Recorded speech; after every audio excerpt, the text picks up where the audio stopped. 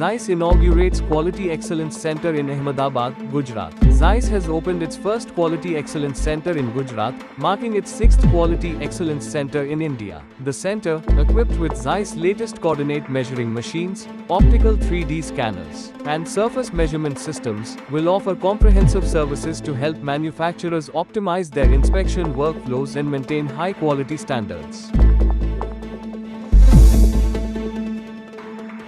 Visualization solution for regulatory compliance and effective data management. NKP Pharma partnered with Rockwell Automation to overcome regulatory and data access challenges by implementing Factory Talk Optics, a modern human-machine interface solution. This case study shows how the transformation enabled cost-effective 21 Code of Federal Regulations Part 11 compliance and enhanced customer satisfaction through improved data accessibility and performance.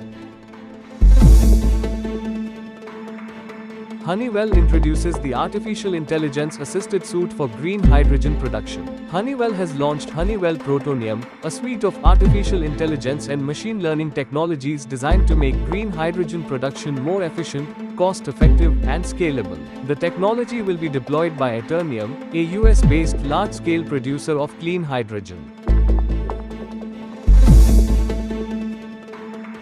Light detection and ranging breakthroughs powering the shift to autonomous vehicles. The automotive industry is experiencing a significant transformation due to the rise of autonomous driving technology, with light detection and ranging technology being a critical component. The global automotive light detection and ranging market is set to grow an astounding 6.7 times from $960.9 million in 2025 to $6,455.9 million in 2032.